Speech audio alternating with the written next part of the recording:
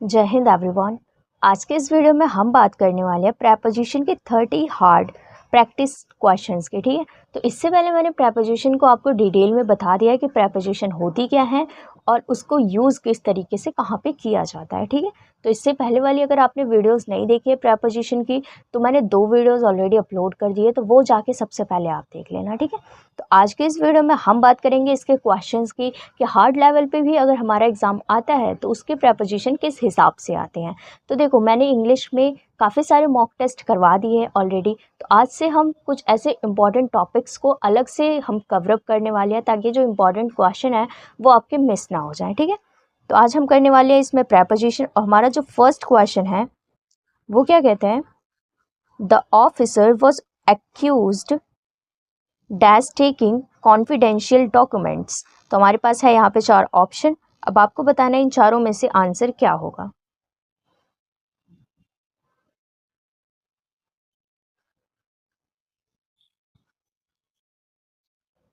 अगर आपने मेरी फिक्स्ड प्रेपोजिशन वाली वीडियो ऑलरेडी देखी हुई है तो आपको पता होगा, वहाँ पे मैंने आपको बताया था कि जो एक्यूज्ड है उसके साथ हम हमेशा ऑफ का यूज़ करते हैं। तो option number B is right. Okay, next question क्या कहता है, the soldiers were prohibited dash entering the restricted area.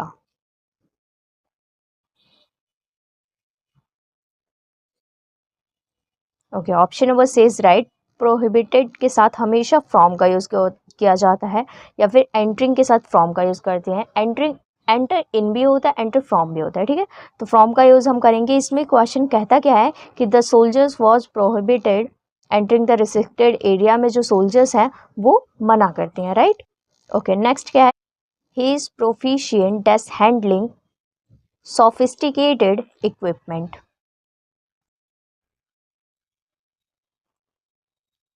Option number C is right.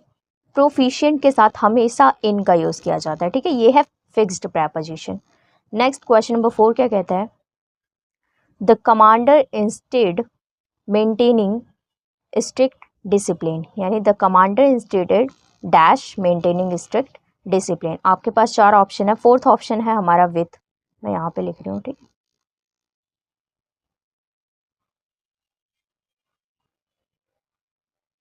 Okay, तो हमारा आंसर हो जाएगा option number B.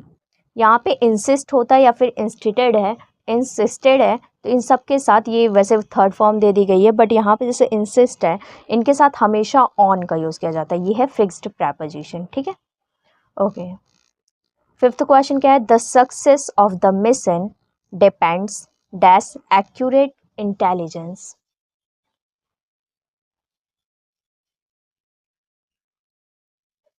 Okay, option number C is right, on. Depend के साथ हमेशा ऑन फिक्स्ड प्रेपोजिशन का यूज़ किया जाता है। क्वेश्चन क्या कहते हैं, the success of the mission depends on accurate intelligence, यानी जो मिशन की जो सक्सेस है वो सिर्फ डिपेंड करती है हमारे एक्यूरेट इंटेलिजेंस पर। ठीक है, हमारी इंटेलिजेंस पर सारी चीज़ें डिपेंड करती है। Next question, the candidate is eligible dash the post of airman.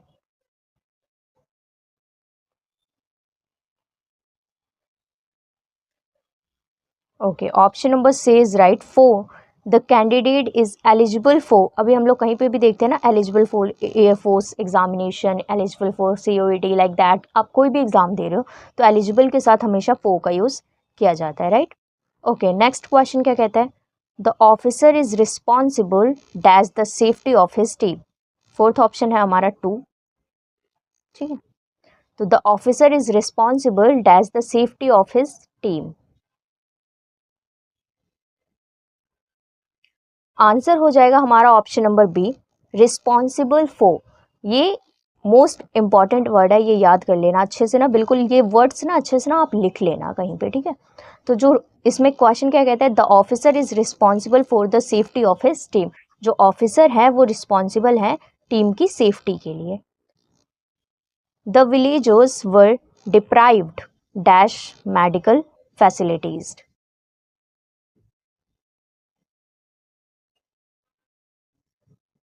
Okay, option number C is right. Deprive के साथ हमेशा ऑफ का यूज किया जाता है। राइट, यानी the villagers were deprived of basic medical facilities. यानी जो विलेजर्स है वो बेसिक मेडिकल फैसिलिटीज़ के लिए भी नहीं मिल पाती। This aircraft is superior dash its predecessor in terms of speed.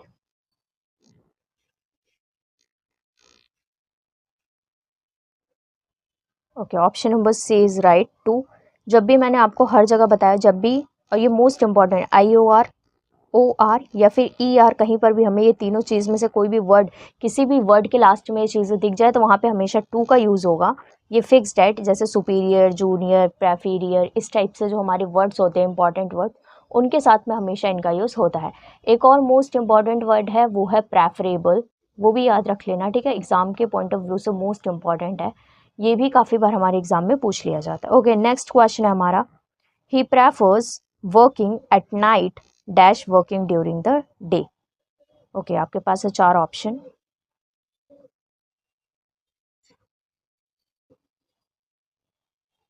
Option number D is right. यहाँ पे भी हम टू का ही यूज़ करेंगे, क्योंकि यहाँ पे अभी मैंने आपको बताया था कि जो भी, जैसे मैंने अभी प्रेफर आपको बताया, तो यहाँ पे मान लो एस तो लगा, और बट ER लास्ट में ना, he prefers working at night, वो प्रेफर करता है रात में काम करना, to working during the day, day के मुकाबले, मतलब वो रात में काम करना प्रेफर करता है। Next question, the troops were familiar dash the difficult terrain.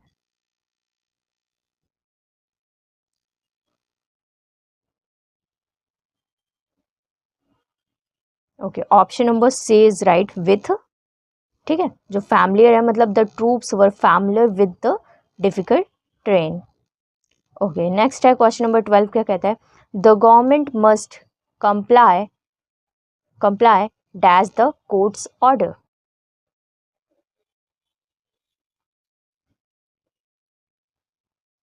Okay, option number B is right with, comply के साथ हमेशा विथ का यूज किया जाता है। Okay, next question number 13, the accident resulted dash heavy loses.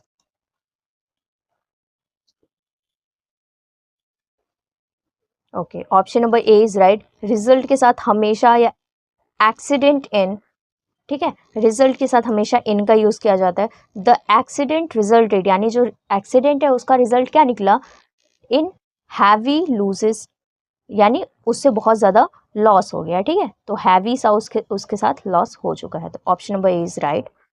Next question number 14 क्या है, his illness resulted dash prolonged exposure to extreme cold.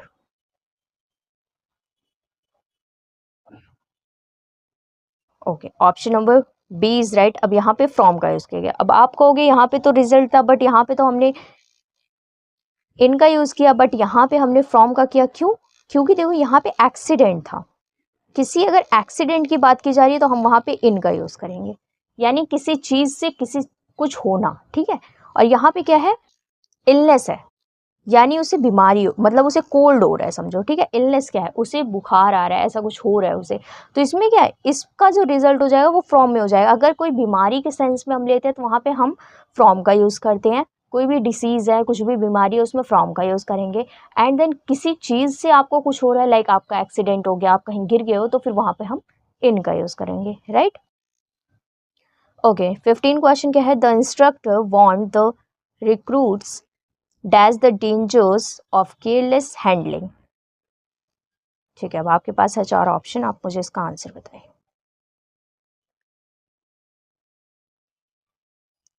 Option number A is right, the instructor warn the recruits, मतलब उसने, instructor ने warn किया recruit से about the dangers of careless handling, मतलब danger places के लिए उसने बोला कि यहाँ से डेंजर है तो यहाँ पे तुम अच्छे से चलाना, तो अबाउट डेंजर। ओके, नेक्स्ट बात करते हैं क्वेश्चन नंबर 16 की, nothing can prevent him dash achieving his objective.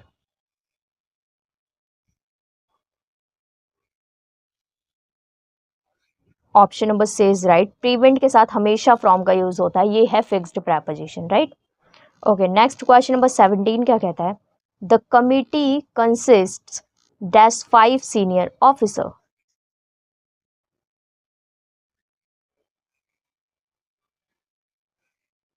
Most important है, ये हमारे एग्जाम में पूछा जाता है, कंसिस्ट के साथ हमेशा ऑफ का यूज किया जाता है, ठीक है। ओके, नेक्स्ट बात करते हैं, the commander relied dash his team during the crisis?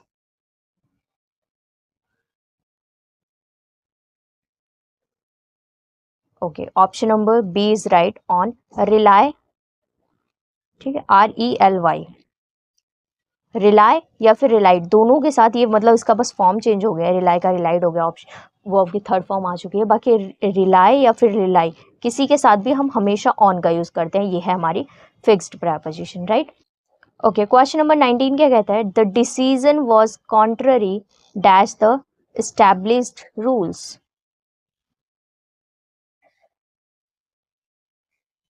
Okay, option number C is right to, contrary के साथ हम हमेशा टू का यूज करते हैं। ओके, नेक्स्ट बात करते हैं, क्वेश्चन नंबर 20 क्या कहता है, the new policy is in accordance the dash the instructions issued by headquarters.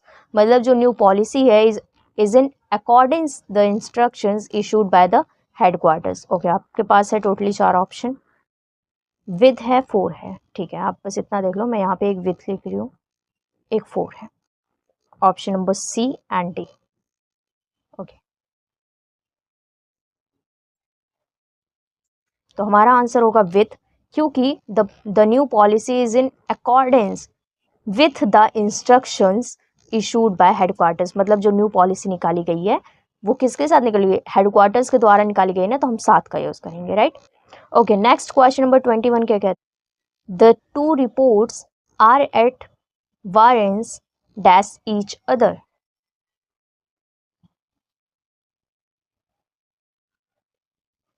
Option number B is right with, क्योंकि ईच अदर का मतलब आप क्या समझते हो, ईच अदर का मतलब दो हो गया ना, ईच अदर मतलब दो या दो से ज्यादा भी होता है, मतलब चीजें जब एक साथ हो रही होती है तभी तो हम कहते हैं इस सारी चीजों के लिए ईच अदर का यूज। तो यहाँ पे क्या हो जाएगा, option number B is right with.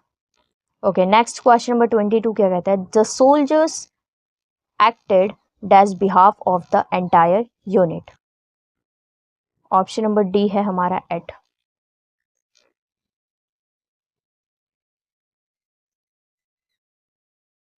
यहाँ पे हो जाएगा हमारा option number B on, acted के साथ, एक्ट के साथ हम हमेशा ऑन का यूज करते हैं, राइट। यहाँ पे भी हमारा 21 हुआ, 22 हुआ, एंड नेक्स्ट है हमारा 23, he was unable to attend the meeting dash account of illness.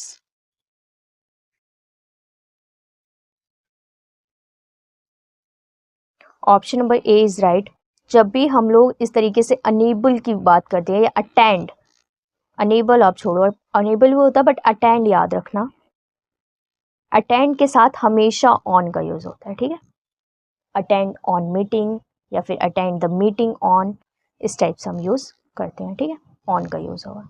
Next question number 24 क्या कहता है, the aircraft was delayed dash account of bad weather.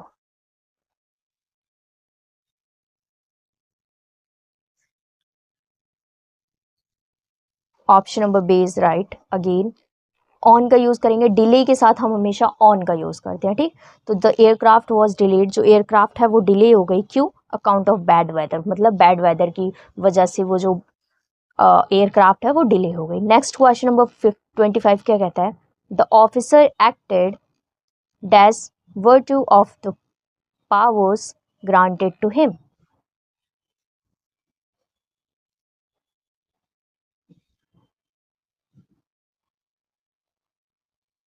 Option number D is right, इनका यहाँ पे भी हम लोग इनका यूज करेंगे एक्ट के साथ इन, ठीक है, मतलब officer act in virtue of the power granted to him.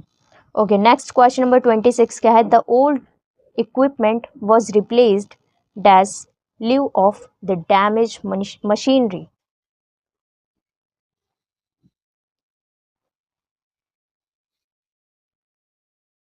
Okay, option number B is right, यहाँ पे इनका यूज होगा रिप्लेस्ड इन, यानी हम रिप्लेस करते हैं किसी की जगह किसी को भी, तो वहाँ पे हम इनका यूज करते हैं। और क्वेश्चन में क्या कहते हैं, the old equipment was replaced, जो हमारी पुराने इक्विपमेंट्स हैं उसको रिप्लेस किया जा रहा है इन ल्यू ऑफ डैमेज मशीनरी, यानी वो जो मशीनरी है वो डैमेज हो चुकी है, उसकी वजह से इक्विपमेंट्स को रिप्लेस किया जा रहा है। Okay, next question, despite of severe weather conditions the rescue operation continued। Option number D है हमारा with.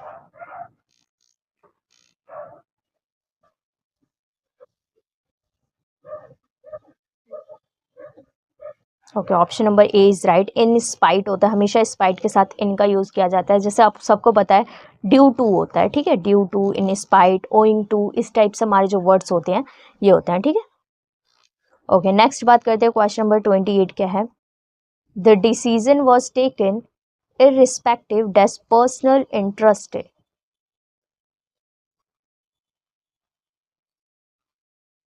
Okay, option number B is right. जब भी हम रिस्पेक्ट या फिर इरिस्पेक्ट जो भी हो, इसमें इरिस्पेक्ट दिया हो, बट जब भी हम रिस्पेक्ट की बात करते हैं, रिस्पेक्ट ऑफ, ठीक है। ओके, नेक्स्ट बात करते हैं हम लोग क्वेश्चन नंबर 29 की। ऑप्शन नंबर डी है हमारा 4। The team went dash search of missing aircraft. जो टीम है वो गई किसके, the search of the missing aircraft की सर्च में टीम गई। Okay, option number A is right. In search, किसी भी चीज़ की अगर हम सर्च कर रहे हैं तो हम इन का यूज़ करेंगे, ठीक है। The team went in search of the missing aircraft. Okay, next बात करते हैं क्वेश्चन नंबर 30 की। लास्ट ऑप्शन है हमारा विथ, ठीक है। क्वेश्चन नंबर 30 क्या कहता है। The soldiers were dash obligation to obey the lawful order of their commander.